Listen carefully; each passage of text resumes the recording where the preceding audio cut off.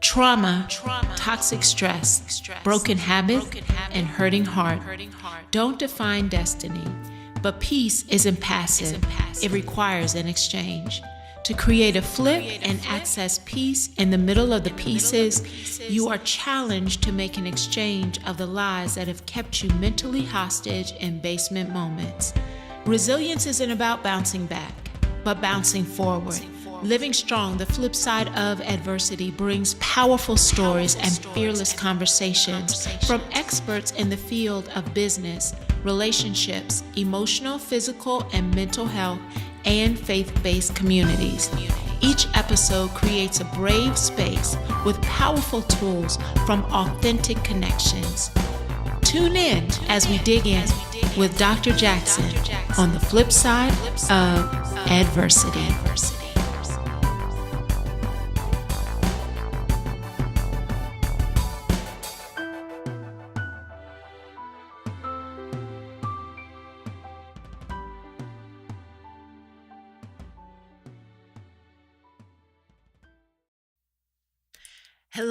Hello, and welcome to the flip side of adversity. I am Dr. Veirdre Jackson, the CEO and creative of Living Strong Consulting. And I'm flying solo today, no guests, but I feel like I have something truly that has been in my heart to be able to share with you. If you followed any of my social media this week, I opened all of them with this quote: "In a season of fear, uncertainty, loss, or frustration, even moral injury, our gut response can become fight, flight, or freeze." In the last month, I have to tell you, I am honestly saying I have been through all three of these. I'm not saying that emotions are bad. We've been given them in order to actually help us understand what we need in the moment, whether it's a need for value or recognizing that we are responsible for something. It can be that it is showing up in order for us to show cherish and value for moments that we're in. I'm not saying that avoiding emotions is the answer. Actually, stop wishing that the feeling doesn't ever come. Begin to actually explore what the need is behind the emotion. Fear, it's a need for security. Joy, it's an opportunity for gratitude. And I'm not talking about the emotion, I'm talking about the action. Sadness is a need for connection, and anger is a need for value. All emotions are okay, but all behaviors are not. When we're in a place of fear, we can actually get weighted down by heavy emotions and forfeit the fight that is a part of our assignment. I've been reading this book, and it's by Hosanna Wong, and the title of the book is "You Are More Than You've Been Told." And honestly, it was this passage that woke me up about 2 weeks ago and challenged me to get off of the couch and the pity party that I had begun to sunk into. And I had to share it with you at the top of our conversation. You can't just sit on your couch and wait passively for God to heal you. Everyone is discouraged right now. There's a real battle going on. Trials have the power to transform us from who we are into who we long to be. But along the way, we pick up the lie that we could be heroes without ever engaging in a battle. Woo! You can have real victory, but make no mistake, you will have to fight. I was hoping that I could be healed and whole without getting off my couch and engaging in the battle. I realized I had forfeited the fight. In a battle, you have to remember there is a very real enemy who is here to steal, kill, and destroy. But you're actually here to show evidence of life and life abundantly. But it won't come without a fight. But just swinging at the air actually gets exhausting. Something that I had to realize about the initial panic that I felt my heart beating around and that I was wrestling with was something that I was listening to an internal narrative inside my head that kept telling me that I didn't have what it took for the fight or the battle that was in front of me. I actually began to listen to this lie inside my soul that I thought had died, but triggered in this moment, it started coming back. It was saying, you don't have the energy for this. You don't have the skill for this. You don't want to actually invest the time in creating the next plan for this battle. You are discouraged. You're doubting and you're disappointed. And you just aren't going to be enough for this fight. Wow. How fast does pride take you into a pit that you never intended to stay in? I had gotten so caught up in my own emotional vortex. I had actually abandoned what I knew and the track record of every fight that I had been in before. And honestly, I had to remember that I have never fought a fight alone. And my trainer has prepared me for what is prepared for me. But honestly, he never promised it wouldn't require a battle. If you are tired of getting lost in swinging and you want to move from scared to strategic, grab some paper. I want to give you 10 reminders for your fighting stance. I am done with the pity party. I spent 2 weeks on that couch. And when I read that passage, woo, baby, it was an accountability moment. Can you feel it? Yes. Esther, I know that's right. I see you, Esther, in the comments.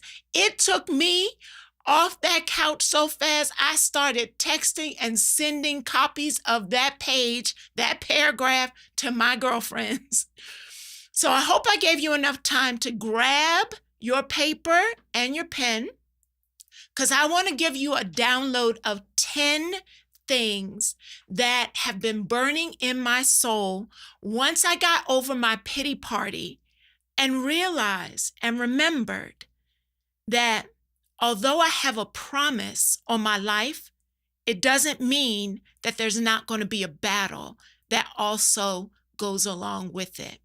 So the first thing, when I think about a fighting stance, and as a fighter, the first number one thing, and Coach D, with my Find Your Strength squad, she'll tell you the very first thing when we take out those gloves that she reminds us of is that as a fighter, your feet have to be firmly planted.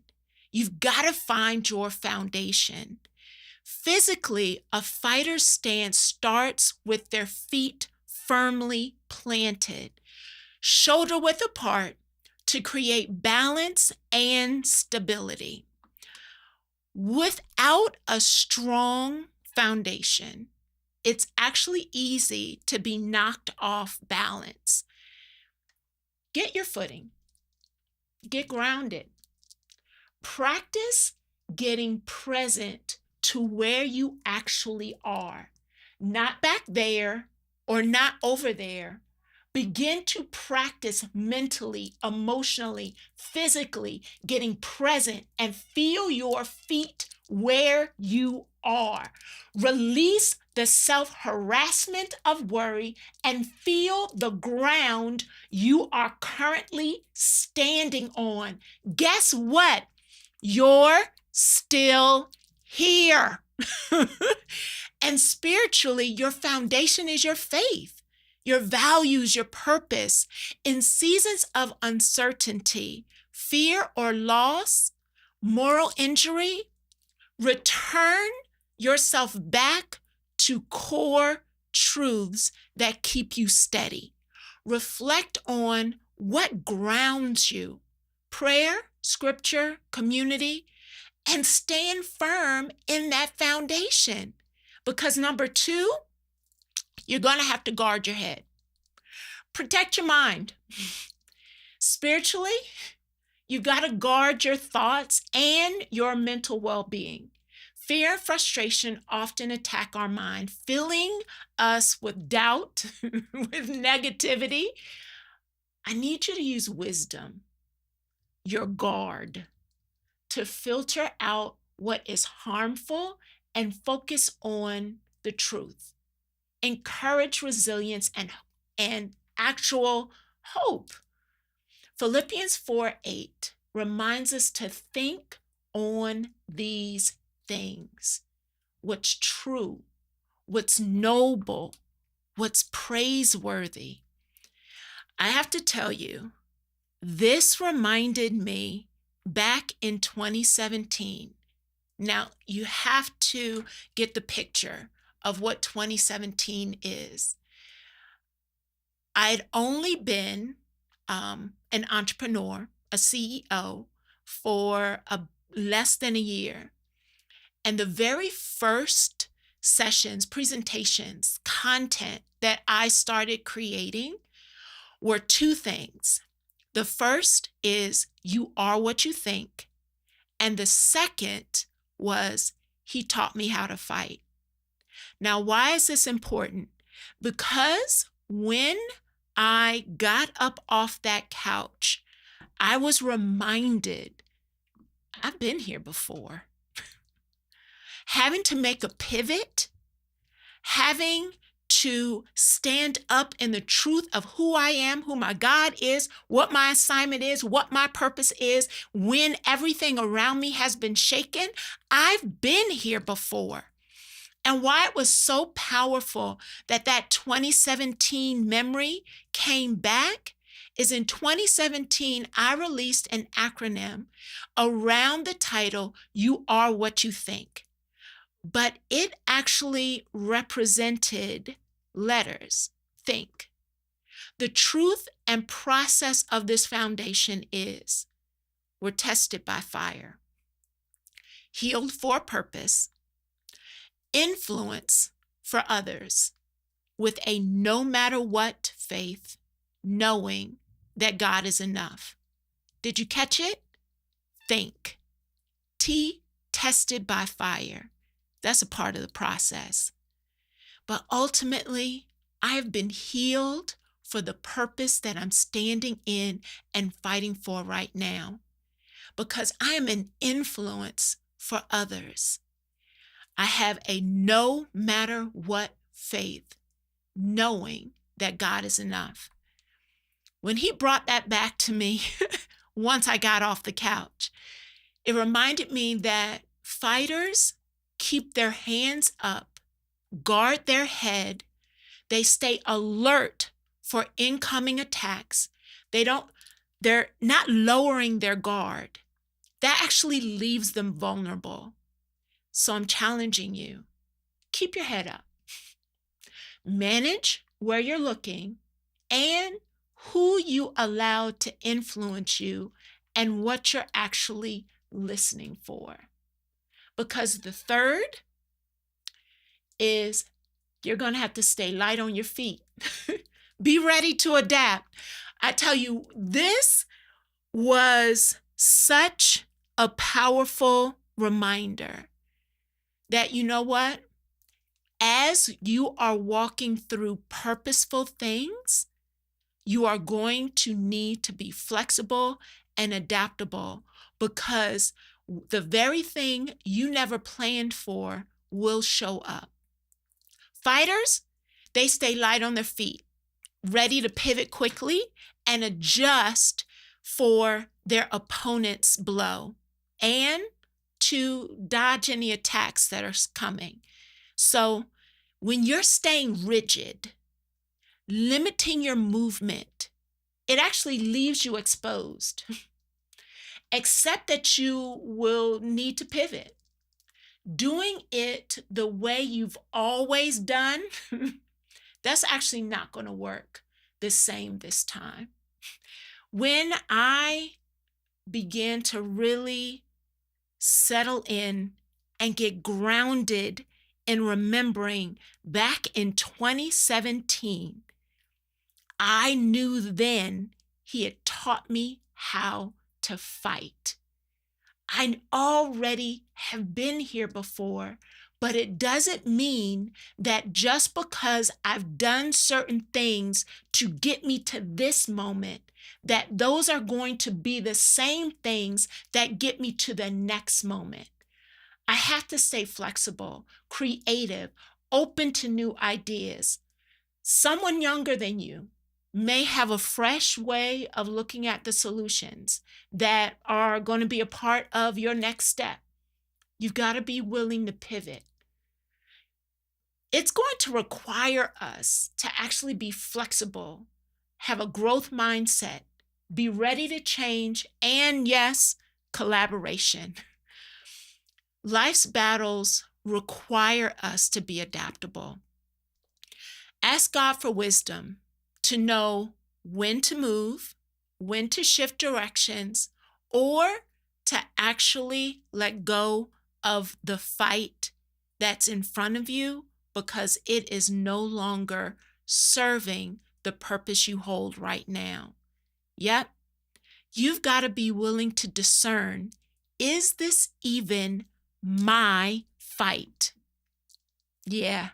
Sometimes we are picking up stuff that's not even ours, or the fight is outdated and it no longer serves where you are going. Proverbs 3, 5, and 6 encourages us to trust in God and allow him to direct our path. And when he has said, this fight is over, let it go, let it go.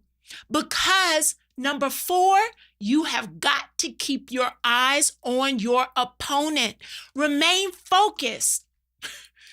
A fighter keeps their eyes on the opponent, staying aware of their movements and strategy to avoid being caught off guard.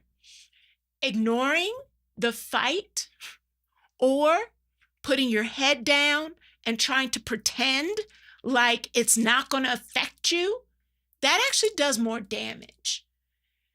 Do not feast on rhetoric or social media threads. Have a healthy diet of information from valuable partners in the fight who actually get it. But don't get off balance trying to follow each step of your opponent's swagger. Be clear on what is required for this opponent and get strategic. Keep your focus on God's purpose for you, for your life, not distracted or fearful of stuff around you, but recognizing losing sight of your spiritual stance actually leads to exhaustion and becoming aimless. Hebrews 12 and 2 says it reminds us to fix our eyes on Jesus, the author and finisher of our faith. And when we fix our eyes, my girlfriend Cheryl Hurley has often said, get focused. When I first started Living Strong and I had to make the biggest pivot of my life, One of the conversations I had with her was she reminded me that we have to get focused. Because number 5 is as you get focused on what's your fight, not everybody else's fight, not everything that other people are trying to pull you into, but get focused on what's for you. A fighter learns to control their breathing. They allow their breathing to help them stay calm under the pressure. Fighters actually use control breathing to manage their energy, to stay calm, and especially to be able to navigate the heat when stuff gets tight. Your breath. This is not the time to actually hold your breath. Sis, bruh, it's time to breathe. You've been trying to hold your breath and white knuckle your way through this. And I'm telling you, your calm is in your breath. In stressful seasons, we have to remember to breathe and breathe deeply, both physically and spiritually. Prayer and meditation, they're actual spiritual tools to release the breath and remind us of our calm and activate your spirit and your ability to focus and remind you of what God is able to do as we enter into his presence. Isaiah 26:3 promises that perfect peace comes to those whose mind are steadfast because they trust in him. I can't stress with you enough that managing your breath helps you manage your emotional response. When we're actually in a place of recognizing the power of our breath, we're able to remain in a strategic part of our brain to recall truth over facts, to track the record of our faith, and to listen for the small voice that will not fight with the roar of your emotions. When I tell you, it's time to breathe, because number 6, you're going to have to pick your battles. Know when to strike. A good fighter doesn't just swing wildly when they're in the ring. They actually conserve their energy and strike with purpose. If we're randomly punching, it actually wastes our energy and leaves us vulnerable. What are you swinging at without any strategy? But you just keep fighting the air, but you haven't paused to shift from scared to strategic. Have you asked the question, what battles do I need to fight, and which ones do I actually need to let go? Not every battle is yours to fight. Seek wisdom and discernment. Where does God want you to invest your energy? Exodus 14:14 reminds us, the Lord will fight for you. There are times in which you will need only to be still. Yeah. I had to remember that just because I didn't have the answer, fighting and tussling in a fight-flight mode was not going to get me any closer. Because in those moments, I was believing that because I didn't have the answer, everything was lost. And I began to fight emotions and thoughts and trying to fight something that actually isn't for me to fight. And it was making me exhausted. What if we got clear that if this is something you need to speak on, then pray about it. And sometimes you may have to wait on your next instruction. But don't keep fighting the air. When we are just swinging at the air, you are leaving yourself exposed, vulnerable for a bigger attack. Number 7, embrace your training. Build strength before the fight. You know what? There are things that you have been through before this moment. If you're honest, there's stuff that you've been through, that you've gone through some training seasons before this season, and there's some stuff in you.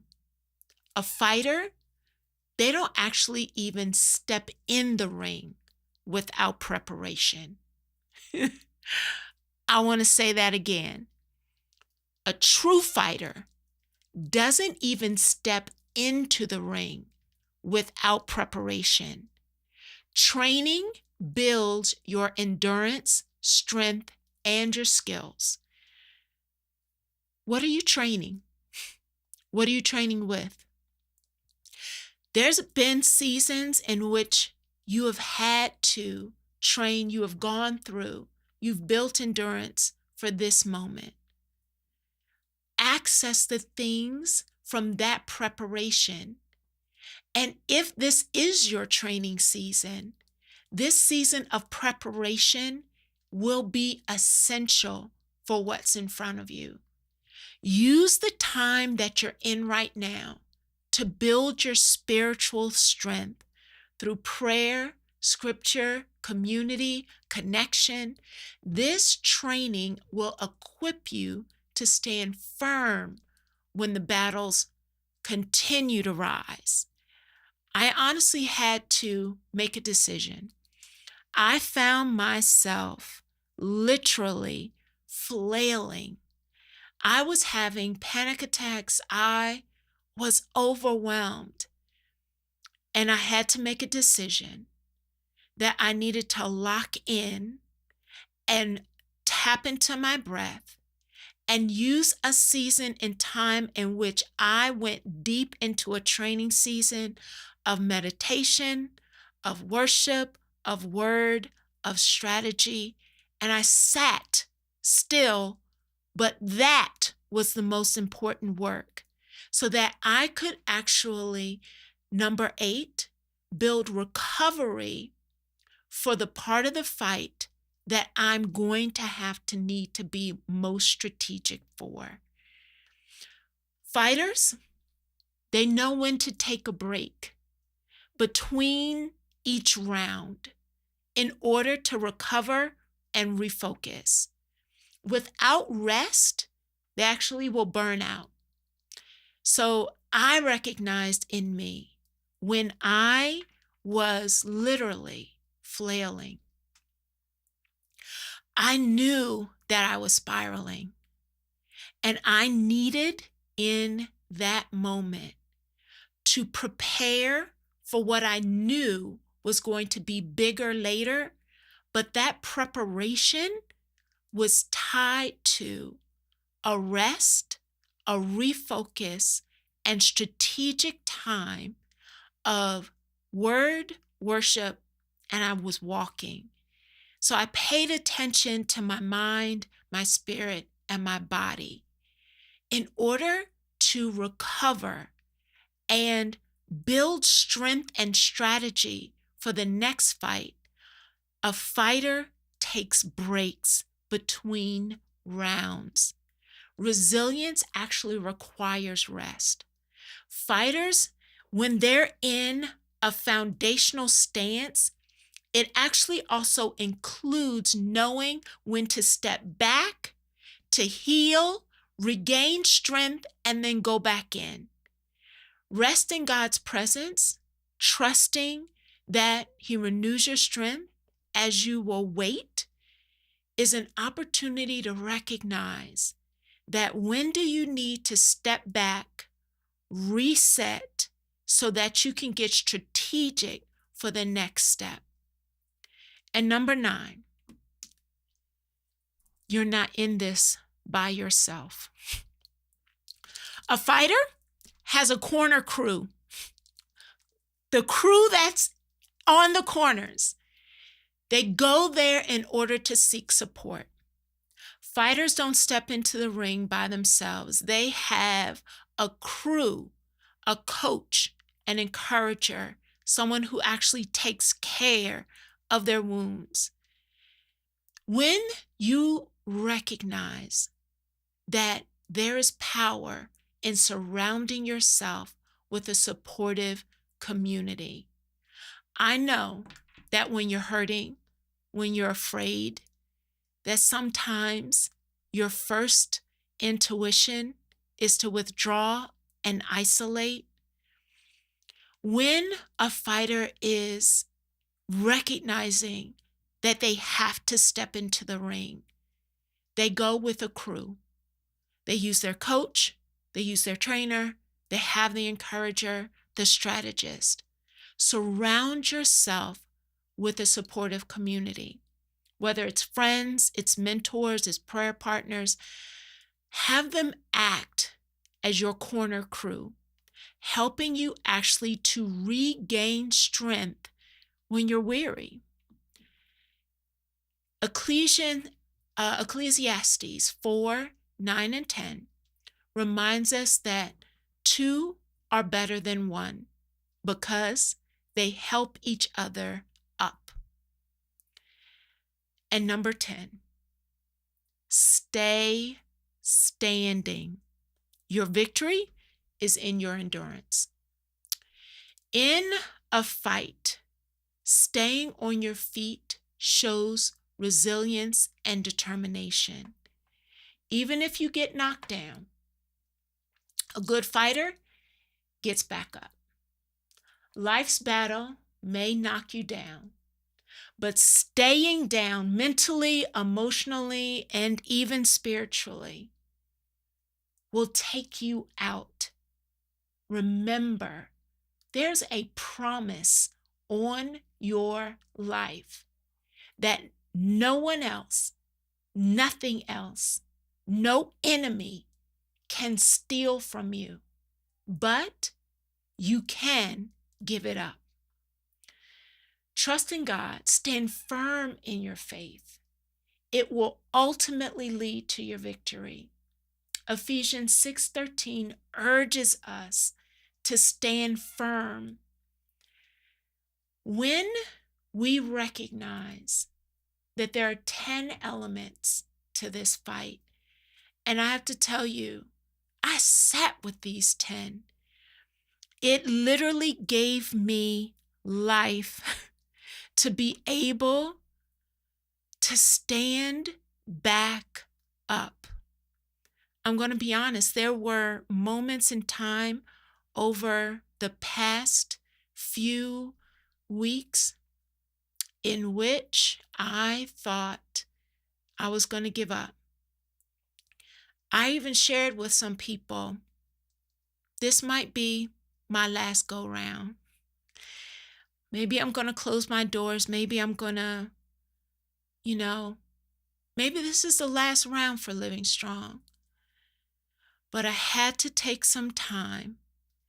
And when I read that passage in Hosanna Wong's book, and I realized that I wanted to show up victorious, but I didn't want the battle. I was believing a lie that I should just be able to, at this point, move forward to get some kind of victory. But our promise doesn't come without a battle.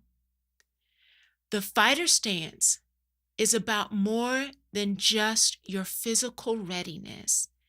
It's a spiritual posture of resilience, of wisdom, and your trust in God. I'm going to challenge you. Stay grounded. Guard your heart and your mind and focus on the purpose you have been called to, knowing that you are not alone and you can stand firm in this battle. So you're 10. Number 1, feet firmly planted.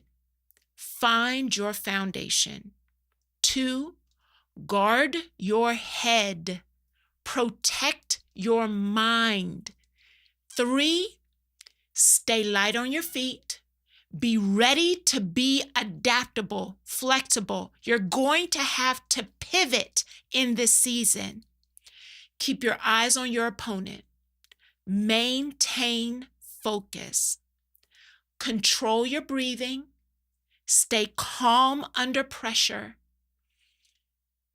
Pick your battles. Know when to strike. 7, embrace training. Build strength before the fight. And recognize recovery, it's a part of the battle.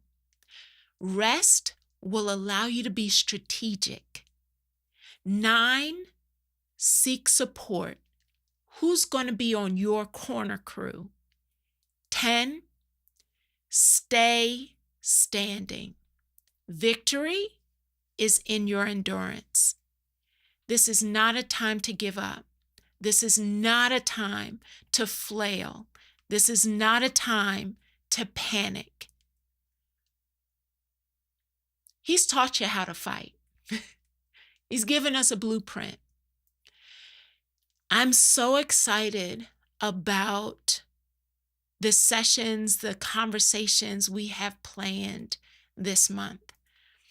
I intentionally am bringing guests together to help us move from fear mindset to a strategy mindset, from a stuck mindset to a strategic mindset, move from scared to strategy, to continue with our theme for the month of December. And we are no longer operating from scared. Next week, I'm so excited. Crystal Mance has said yes, and she's going to be our guest, and she's going to talk about the power of reset, reclaiming your life from burnout. We're going to talk about it right here on the flip side. Remember, he's taught you how to fight, and you are what you think. Yes, you're tested by fire. You know you have been healed for this purpose because he will use you to influence others. Yep, with a no matter what faith, know that yes, he is enough. I encourage you, pick your fight, stand up. What are you willing to fight for? Use the 10 tools I gave you, and I would love to hear how you are exploring these strategies all month long. I'm so excited. We're on a journey together. There's more fight in you. I realize there's more fight in me too.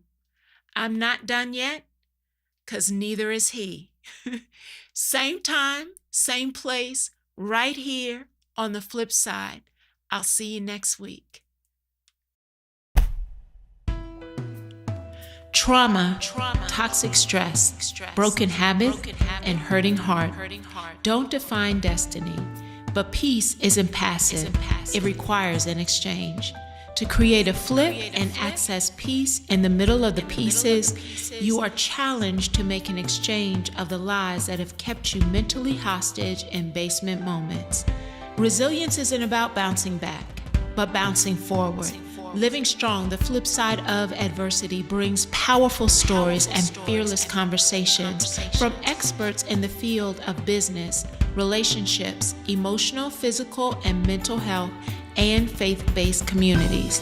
Each episode creates a brave space with powerful tools from authentic connections.